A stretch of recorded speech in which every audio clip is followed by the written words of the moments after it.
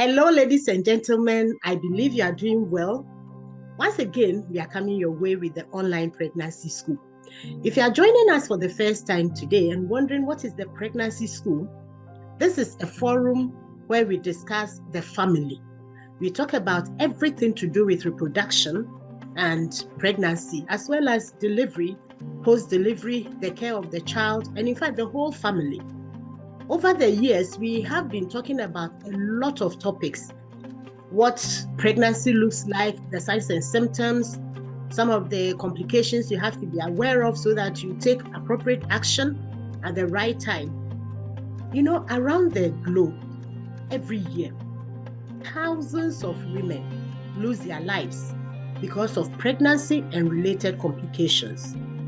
And we have millions of babies who are born dead, what you call stillbirth, or die soon after delivery, neonatal death. And also, up to the age of 5 years, a lot of children die from preventable conditions. If you join us, you listen, you have any question, you can ask us those questions, and we're happy if we haven't addressed them in the session to come back and address them for you. Because what we want to do is to help reduce these unfortunate preventable deaths in women and children. The last time I spoke about planning a family, it is not enough for somebody to just get up and say, I'm going to have children without knowing what it entails. There are so many things that you have to be aware of. If you decide as a mother, a father, to have 1, 2, or more children, then there are responsibilities that you have to be aware of and factor them into your life as you plan for how to move on with your life. Today, we have an opportunity to discuss what a lot of people have heard about as family planning. And we'll be sharing with you what it is, some of the methods that can be used to help people to plan their families.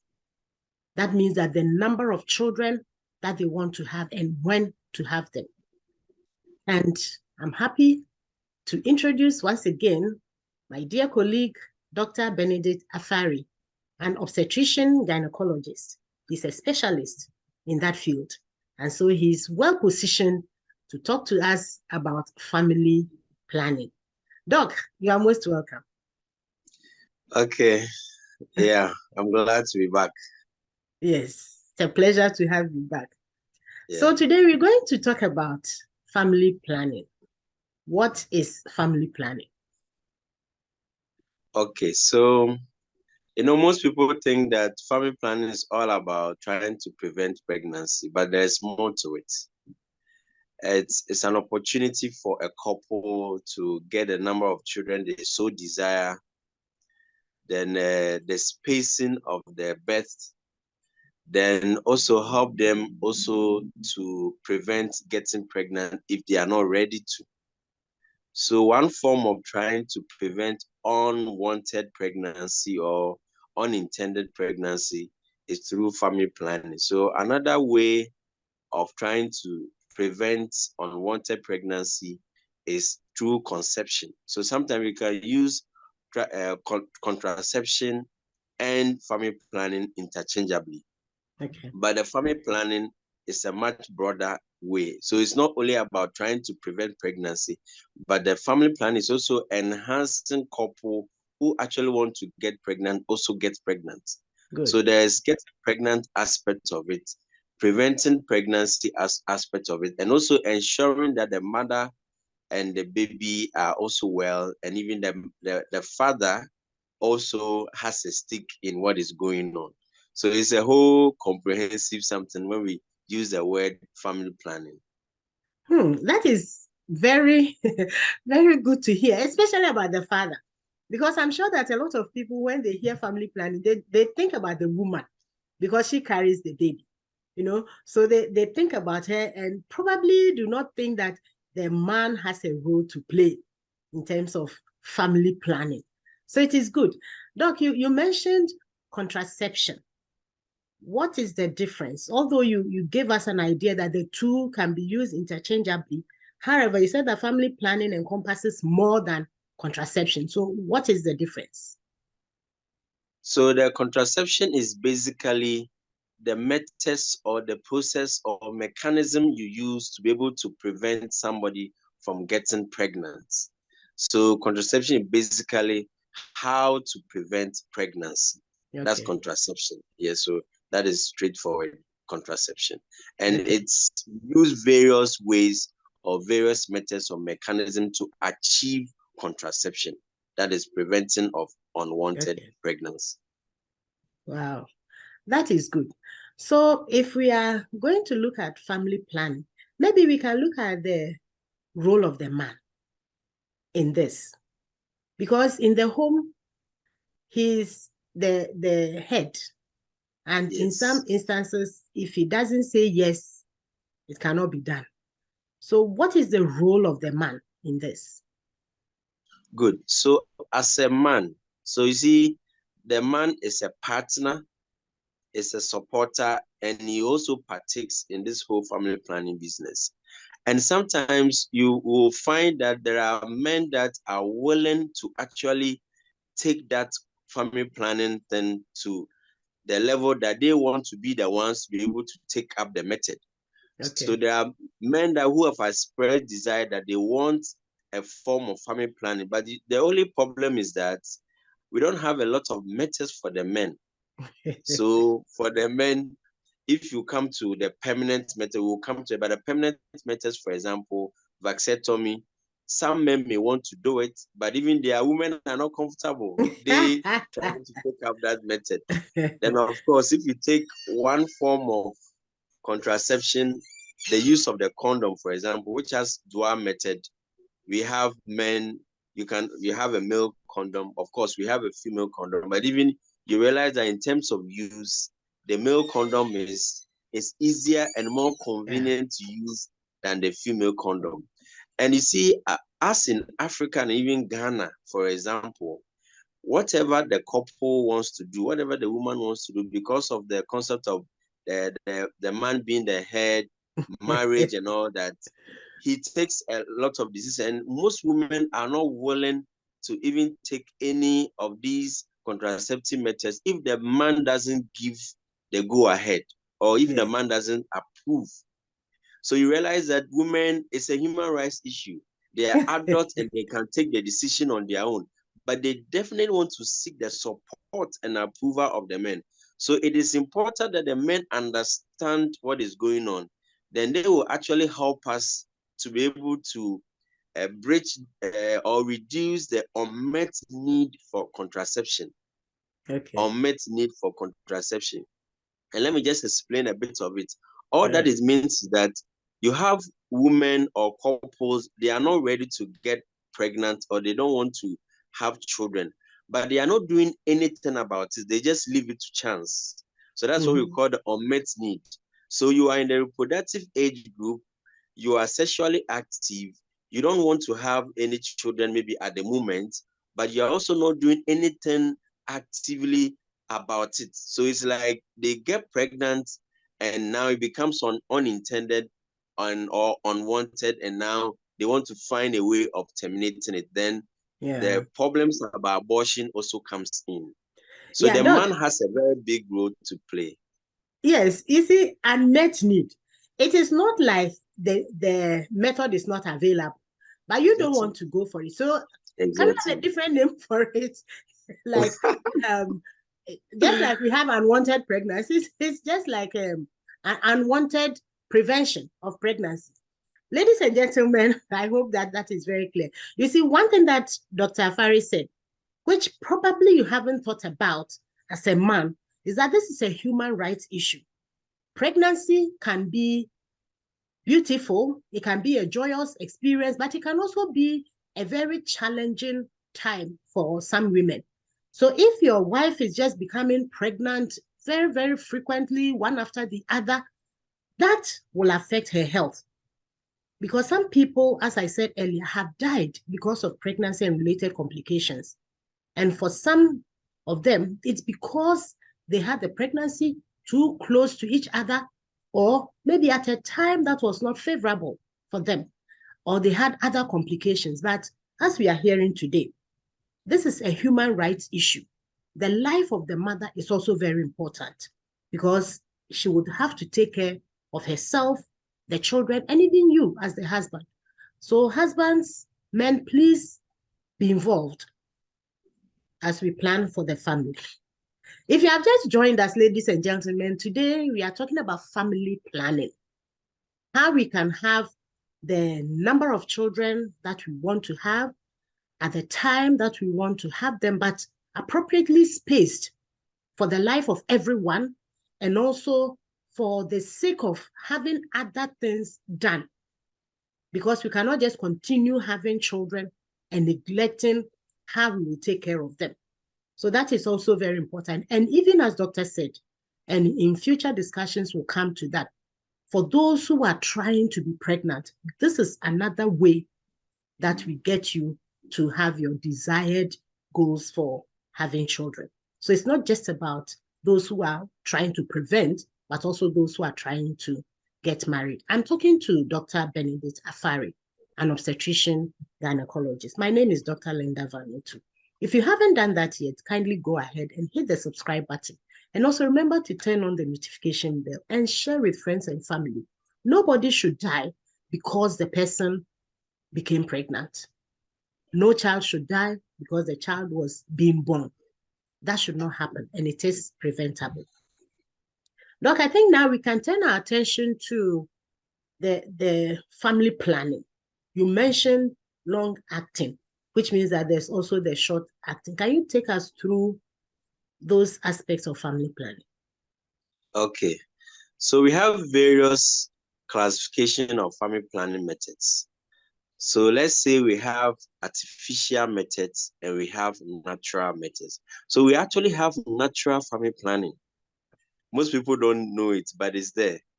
And it's really, in the past, it was really championed by the Catholic Church. So we'll go a bit into it. So we have natural family planning and we have artificial family planning.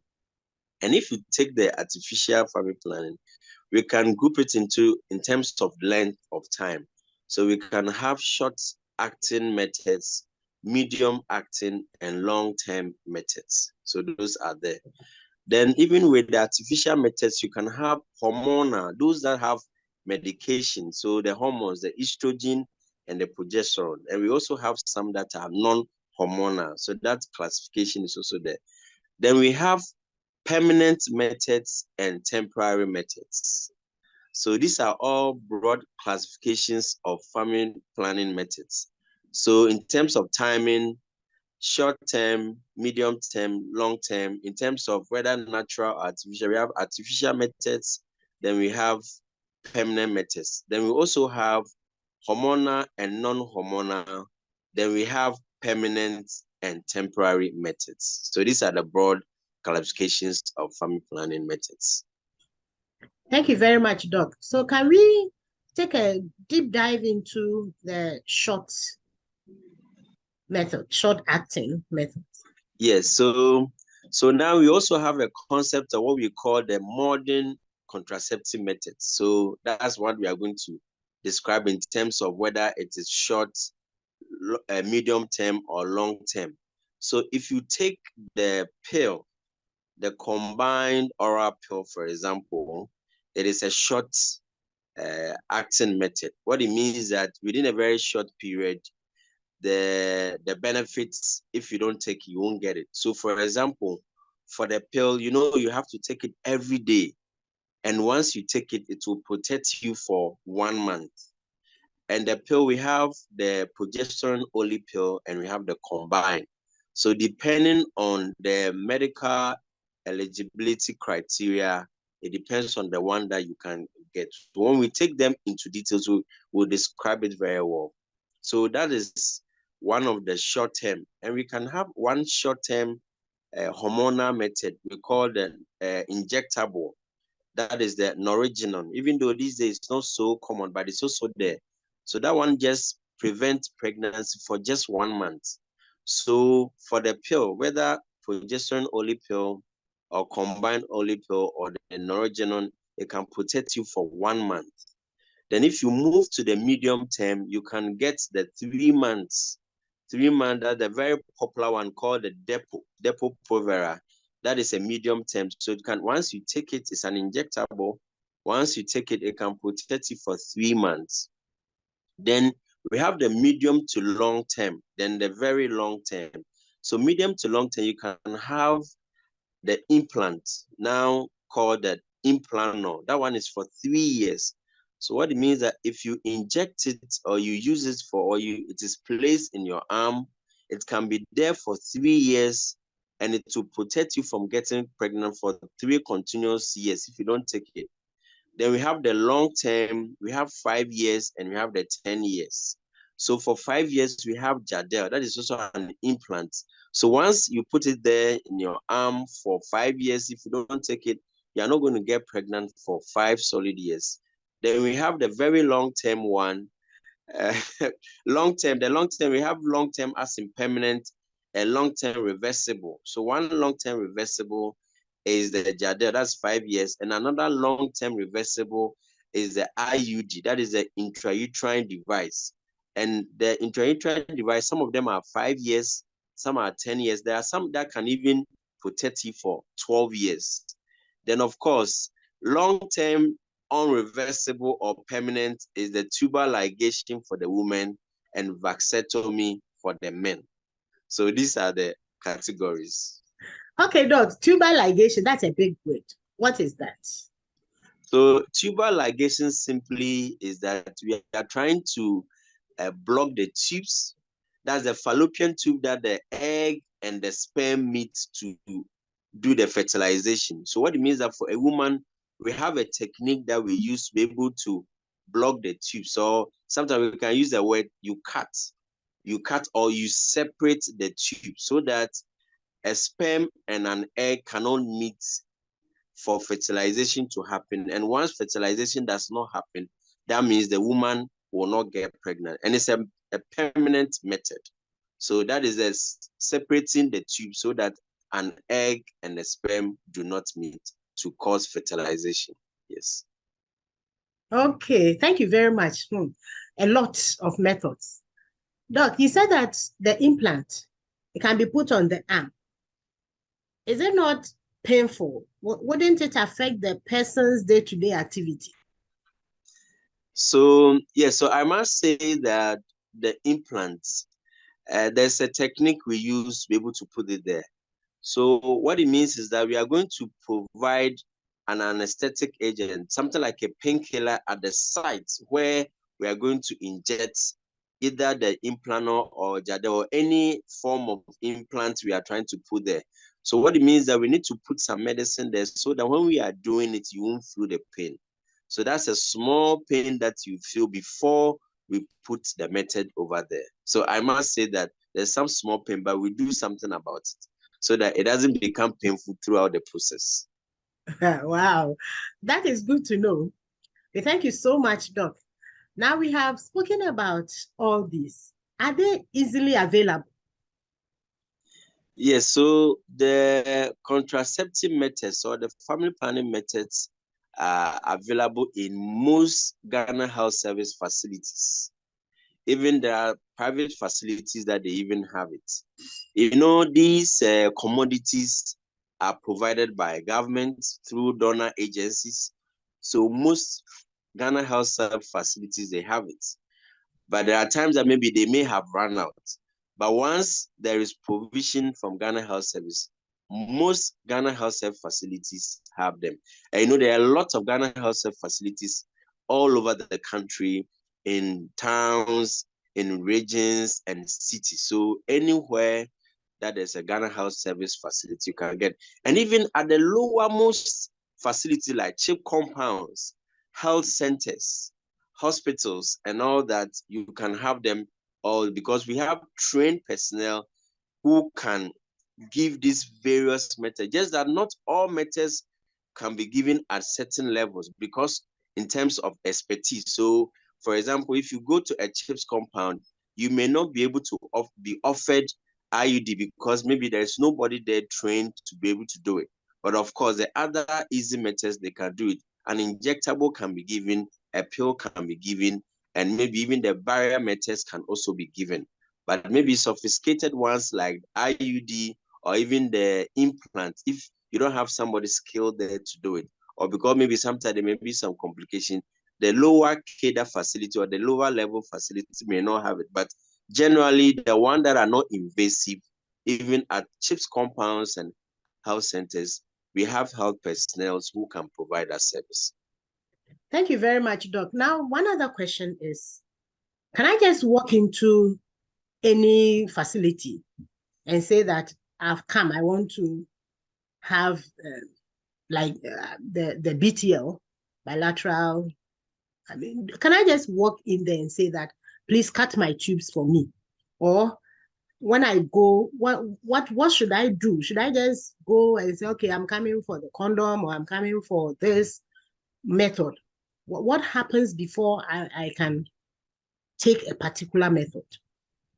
Okay, so facilities have various units.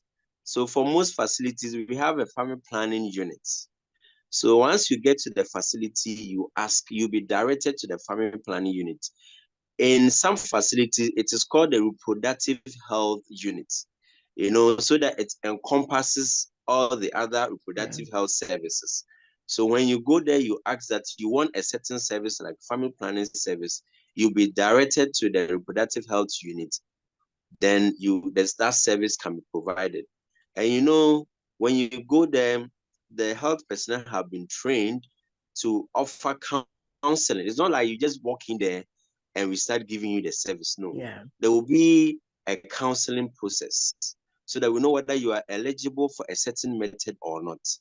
But we also know, let me put it across that, we all have some various misconceptions and myths about family planning. So those things are there. So a lot of people are not even bold enough, if I should use that word, to walk in there and ask about the service. So they will be hiding. So sometimes they will just be hiding and they will not even tell you what exactly they are coming to do. They may have some other complaints, but you'll be able to realize that, no, this person wants this kind of service. But we are encouraging all the populace, everybody, that there's nothing to be shy about going to get a family planning service done. And even more so, we are encouraging adolescents, even though we know that for adolescents, there are lots of, hue and cry. But most Ghana Health facilities and even CHAG and even some private facilities, they have what we call adolescent corner. So that at those places, we can take the time to make the adolescent feel comfortable and tell them some of these services. And believe you me, some of the adolescents, we may have to give them some of these services. So it is a non-discriminatory service.